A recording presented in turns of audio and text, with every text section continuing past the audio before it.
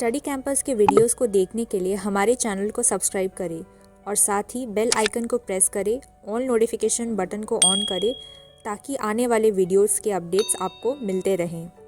Hello everyone, welcome to Study Campus. My name is Alpa Somaiya और आज हम लोग डिस्कस करने जा रहे हैं बहुत इंटरेस्टिंग टॉपिक। बट उसके पहले मैं आपको बता दूं कि हमने ऑलरेडी कवर कर दिया है इंडियन कॉन्ट्रैक्ट एक्ट, जो हमने यूट्यूब पे अपलोड किया हुआ था। वो आप अच्छे से देख लो और फिर कुछ क्वेरीज हैं तो आप मुझे पूछ सकते हो, राइट? ओके, नाउ सेकेंडली आज हम लोग जो टॉपिक डिस्कस करने जा रहे हैं, मैं उसका इंट्रोडक्शन आपको पहले दे देती हूँ कि वो क्या है, और फिर उसका नाम और उसके एग्जाम्पल्स और सारी चीज़ें क्या होती हैं वो मैं बताऊँगी आपको, राइट? ओके, सो स्टूडेंट्स, मुझे एक बात बताओ, जब हम कुछ क्राइम करते हैं, जब हम कुछ रॉन्गफुल एक्ट करते हैं तो हमारा इंटेंशन वहाँ पे होता है, और अगर हमारा इंटेंशन वहाँ पे होता है तो हमको प्रोसिक्यूट किया जाता है। प्रोसिक्यूट का मतलब क्या होता है? हमको पनिशमेंट दिया जा सकता है ना? But what if your intention was not there? अगर कोई काम आपने ऐसा किया है, किसी को आपने हार्म किया हुआ है, किसी को आपने ट्रबल में डाला हुआ है, जहाँ पे आपका कोई इंटेंशन ही नहीं था ये सारी चीज़ें करने का, बट फिर भी वो हो गया, क्या तभी भी आपको प्रॉब्लम हो सकती है? क्या तभी भी यू आर लायबल? सो उसकी के आंसर हमको ढूंढने हैं और वो हम पढ़ने जा रहे हैं आज लॉ ऑफ टॉर्ट्स के ज़रिए। तो लॉ ऑफ टॉर्ट्स क्या होता है, हम उसको समझते हैं। सी, लॉ ऑफ टॉर्ट जैसे हमने स्टार्ट किया कि किसी भी व्यक्ति को अगर आप हार्म करते हो, चाहे फिर वहाँ पे आपका इंटेंशन ना भी हो, स्टिल यू आर लायबल। आप किस तरीके से लायबल होते हो, एक एक करके हम सारी चीज़ें देखेंगे, ठीक है? तो पहले टॉर्ट लॉ क्या होता है? Tort is basically a set of laws that provides remedies to the individual who have suffered harm by unreasonable acts of another. Okay, now the tort law is based on what? It is based on the idea that the people are liable for the consequences of their actions, whether it was intentional or accidental. Now this is something very very important to understand कि इसके पीछे ये law of torts जो होता है उसके पीछे क्या idea है. The idea behind that is the people are liable for the consequences of their actions, whether it is intentional और एक्सीडेंटल. बट अगर आपने किसी और को हार्म किया हुआ है even without intention, you are liable. अब लायबिलिटी क्या क्या होगी वो भी हम डिस्कस करेंगे, ठीक है? अब यहाँ पे आपको बेसिकली अगर आपने कुछ हार्म किया किसी को तो आपको उनको डैमेजेस देने पड़ेंगे. ना what is the meaning of damages? Damages का मतलब होता है कॉम्पनसेट करना सामने वाले को. अब आप कॉम्पनसेट कैसे करोगे? आपको मॉनिटरी कॉम्पनसेट करना पड़ेगा सामने वाले इंसान को. अब उसमें क्या क्या चीज़ें आ सकती है वो देखते हैं. Number 1, it can be reimbursement for the property loss और प्रॉपर्टी डैमेज. अगर आपने किसी प्रॉपर्टी को डैमेज किया हुआ है तो उसका रीएम्बर्समेंट आपको करके देना होगा, चाहे वो इंटेंशनल था या नहीं. मेडिकल एक्सपेंस, अगर आपने किसी को हार्म किया हुआ था, किसी व्यक्ति को, देन मेडिकल एक्सपेंसेस आपको डैमेजेस के तौर पे आ सकते हैं. पेन एंड सफरिंग अगर आपने दिया तो भी आपको मेडिकल एक्सपेंसेस या कोई भी अदर चीज़ें हैं वो आ सकती है. लॉस ऑफ अर्निंग कैपेसिटी, आपकी वजह से किसी का एक्सीडेंट हो गया जिसकी वजह से now he has lost his earning capacity, तो वहाँ पे भी आपको डैमेजेस देने पड़ेंगे. या फिर कभी कभी कुछ कुछ केसेस में ऐसा भी होता है कि प्यूनिटिव डैमेज आपको देने होते हैं. What is the meaning of punitive? Punitive का मतलब होता है पनिशमेंट. आपको कभी कभी तो मॉनिटरी ही, जनरल केसेस में क्या होता है आपको कॉम्पनसेट करना है, मॉनिटरीली ही करना है. बट कुछ कुछ चीज़ों में ऐसा भी होता है जहाँ पे आपको पनिशमेंट भी हो सकती है. That also we will discuss. तो अभी हमने क्या डिस्कस किया कि लॉ ऑफ टॉर्ट में जब आप किसी को हार्म कर रहे हो, चाहे वो इंटेंशनल हो या ना हो, बट आपको कॉम्पनसेशन मतलब कि डैमेजेस सामने वाले को देने होते, वो किस किस रूप में हो सकते, किस किस प्रकार में हो सकते हैं. Reimbursement of the property, medical expenses है तो वो, पेन या सफरिंग दिया है तो वो, लॉस ऑफ अर्निंग कैपेसिटी किसी की हो गई हो तो, या फिर आपको पनिशमेंट भी हो सकती है. ये हमने अभी तक देखा कि कॉम्पनसेशन किस तरीके से आपको देने हैं, ठीक है? फिर tort is basically a wrong, है ना? कुछ गलत है, रॉन्ग है. Wrongs are of 2 types. Civil भी हो सकते हैं, क्रिमिनल भी हो सकते हैं. क्रिमिनल रॉन्ग होते हैं वो अलग होते हैं, जो कि क्रिमिनल प्रोसीडिंग जो होती है, आईपीसी जो होती है, वहाँ पे कवर होते हैं, है ना? तो वो हम लोग डिस्कस करेंगे. What is the basic difference between civil wrong and a criminal wrong, वो भी हमको डिस्कस करना है. बट उसको बेसिक आइडिया सिर्फ ले लेते कि क्या है. See, civil wrong generally breach of contract अगर होता है, बहुत ध्यान से समझना, what is the difference between contract and torts, ये भी हमको एक एक चीज़ें समझनी है।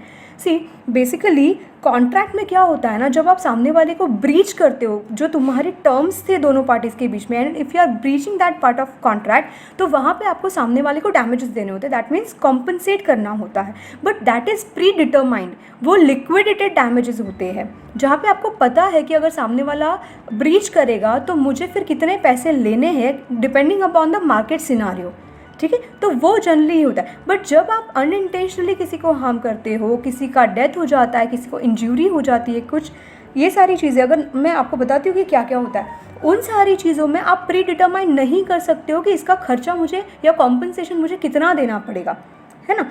तो that is the difference between breach of contract में, जो वो भी एक सिविल रॉन्ग है ना, वो भी एक प्रकार का सिविल रॉन्ग है, एंड टॉर्ट्स के अंदर भी आप देखोगे कि सारी चीज़ें सिविल रॉन्ग में ही आती है, बट यहाँ पे और कॉन्ट्रैक्ट में क्या डिफरेंस था, यहाँ पे it is unliquidated damages, torts में अनलिक्विडेटेड डैमेजेस होते हैं जो कि प्री डिटरमाइंड नहीं किए जाते, बट ब्रीच ऑफ कॉन्ट्रैक्ट अगर आप करते हो तो generally it can be pre determined.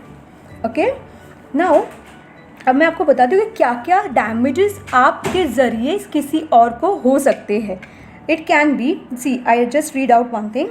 The civil wrong means that any wrong done by the person who may be unintentional, which results to damages such as, बहुत ध्यान से, death, personal injury, property damages, nervous shock or any of the loss, ठीक है।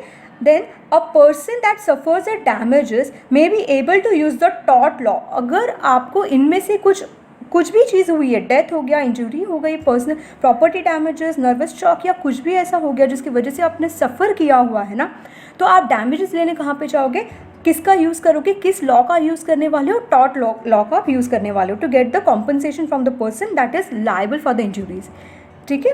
अब हम आगे देखते हैं। सी अभी तक हमने दो चीज़ें कवर की है। टॉर्ट्स क्या होता है, एक सिविल रॉन्ग होता है, सिविल रॉन्ग के ज़रिए आपको रेमेडी क्या होती है, आपको कॉम्पनसेशन मिलता है। क्या क्या चीज़ें सिविल रॉन्ग में कवर हुई है वो चीज़ें हमने अभी तक देखी है, ठीक है। अब डैमेज क्या होते हैं, अगर आपने किसी को डैमेज कर दिया तो आपको डैमेजेस देने पड़ेंगे, है ना। तो डैमेज एंड डैमेजेस में बहुत फ़र्क होता है, बहुत ध्यान से समझना। सिर्फ डैमेज का मतलब क्या होता है, किसी को आपने हार्म किया या लॉस किया, लॉस दिलवाया, जैसे कि damage means what, the harm और लॉस सफर्ड और presume to be suffered by the person as a result of some wrongful act of the another, ठीक है। In that case what will happen, the sum of money awarded by the court to compensate the damage is called as a damages. तो आपको दोनों चीज़ों में फ़र्क समझ में आ रहा है। What is the basic difference between damage and damages. Damage का मतलब होता है जब आप किसी को हार्म करते हो या किसी को सफ़र करवा रहे हो अननेसेसरीली, इंटेंशनली हो या unintentionally, but that is somebody is getting damage out of it, ठीक है। तो that is a damage. What is damages, अब इस जो डैमेज मैंने आपको दिया हुआ है उसके बदौलत मुझे आपको कॉम्पनसेट करना पड़ेगा अगर आप कोर्ट में जाके मेरे खिलाफ स्यूट फाइल करते हो तो, ठीक है। अब यहाँ पे आप कौन से कोर्ट में जाओगे, सिविल कोर्ट में, क्रिमिनल कोर्ट में आप यहाँ तक तो आप नहीं जा रहे हो, ठीक है। ये होता है basic idea behind the law of torts. I hope आपको समझ में आ रहा है। मैं आपको फ़ोटोज़ भी भेजते रहूँगी ये सारी चीज़ों का, आप टेंशन मत लो, आपके सामने सारी चीज़ें होगी, ठीक है।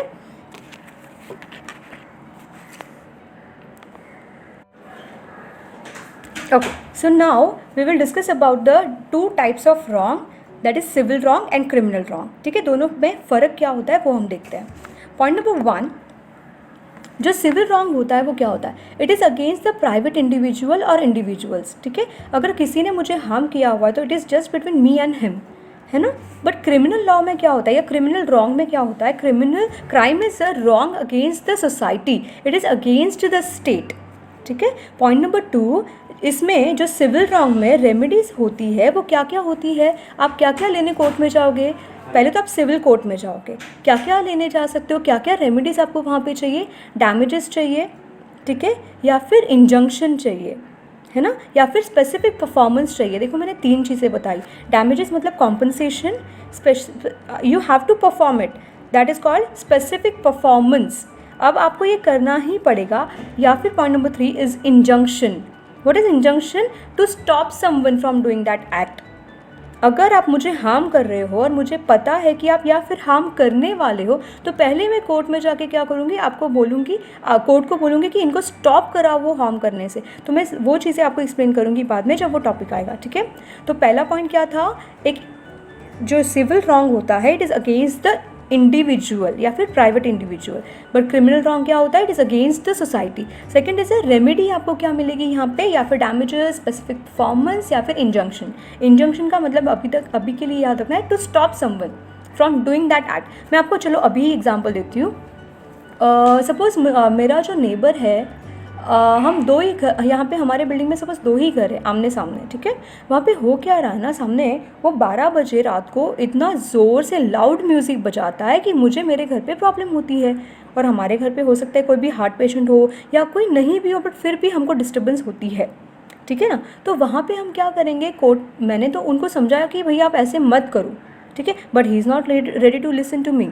So what I will do is I will go to the court. What I will do, I will ask for the injunction कि सर आप प्लीज़ मुझे इनको ऑर्डर दे दो इंजंक्शन का सूट फाइल करते हुए, मतलब मैं फाइल कर रही हूँ सूट ऑफ इंजंक्शन, और मैं उनको बोल रही हूँ कि sir please you stop that person from doing that act, ठीक है। तो that is the remedy available with me, ठीक है। यहाँ पे कहाँ पे क्रिमिनल रॉन्ग में रेमेडी क्या होती है, पनिशमेंट, जेल सेंटेंस, फाइन या फिर बोथ, ठीक है। इनमें से ये रेमेडी मुझे चाहिए रहती है। तीसरा पॉइंट है सिविल रॉन्ग में, मतलब कौन सा कोर्ट में आप जाओगे, सिविल कोर्ट में आप जाओगे। सिविल प्रोसीडिंग के ज़रिए, सीपीसी इज़ द एक सब्जेक्ट है जहाँ पे आप, जिसके ज़रिए आप सिविल कोर्ट में सिविल केस फाइल कर सकते हो। जबकि अगर आपको क्रिमिनल कोर्ट में जाना है, सिविल, क्योंकि it is a criminal wrong, तो आप कैसे करोगे, क्रिमिनल प्रोसीडिंग के ज़रिए आप क्रिमिनल कोर्ट में जाओगे। पॉइंट नंबर 4 इज़, यहाँ पे कहाँ पे सिविल रॉन्ग में क्या होता है ना, इंटेंशन हो इंटेंशन नहीं हो, it is irrelevant, it is immaterial कि आपका इंटेंशन था या नहीं करने का, नहीं था, आपने हार्म कर दिया सामने वाले को, दैट मीन्स वो कोई फ़र्क नहीं पड़ता कि इंटेंशन था या नहीं था, ठीक है। बट क्राइम जब आप करते हो, कोई क्रिमिनल रॉन्ग होता है, वहाँ पे क्या होता है, intention plays a very very important role, ठीक है। Now next is, it is, यहाँ पे क्या होता है, सिविल रॉन्ग में अग्रीव्ड पार्टी जो होती है वो एक्शन लेती है आपके against, he takes the action against you. But crime में क्या होता है ना, it is the state who takes the action against the criminal, ठीक है। स्टेट का मतलब क्या होता है, स्टेट का मतलब होता है गवर्नमेंट ऑफ द स्टेट, ठीक है। वो होते हैं, उनमें पब्लिक प्रोसिक्यूटर्स होते हैं, they file the case against the criminal. बहुत ध्यान से समझना, बहुत बेसिक चीज़ें हैं ये, अगर आपको समझ में आ गया फिर आपको पूरा टॉपिक बहुत अच्छे से समझ में आएगा, ठीक है। Next is defendant and plaintiff. मैं आपको बताती हूँ कि डिफेंडेंट एंड प्लेंटिफ कौन होता है। प्लेंटिफ इज़ द पर्सन जो केस फाइल करता है, civil case, okay. Civil case जो फाइल होता है वहाँ पे पार्टीज़ के नाम होते हैं, पार्टीज़ के नाम में क्या होता है, एक प्लेंटिफ होता है, the person who files the civil suit is called as a plaintiff, and against whom the case has been filed is that person is called as a defendant, ठीक है। तो सिविल रॉन्ग में अगर defendant in civil suit may be found liable to pay the damages, ठीक है।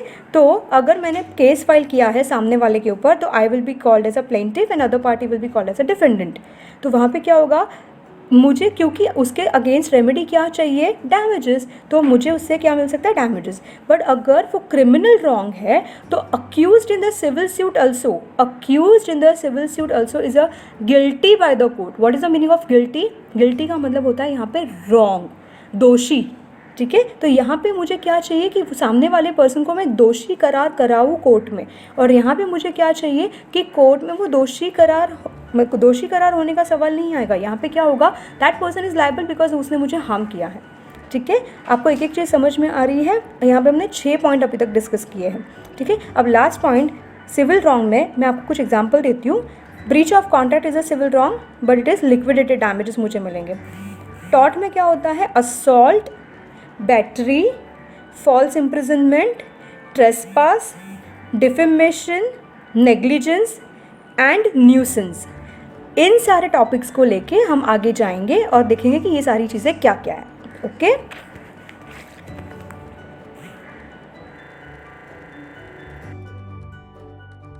आशा करती हूँ ये वीडियो आपको पसंद आई होगी। वीडियो पसंद आने पे इसे लाइक करें, अपने फ्रेंड्स एंड फैमिली के साथ शेयर करें और स्टडी कैंपस की और वीडियोस देखने के लिए हमारे चैनल को सब्सक्राइब करें। साथ ही बेल बटन दबा के ऑल नोटिफिकेशन ऑन करें ताकि आने वाले वीडियोस के अपडेट्स आपको सबसे पहले मिल सके। इस वीडियो के लिए आपके क्या विचार हैं, हमें कमेंट करके ज़रूर बताएं।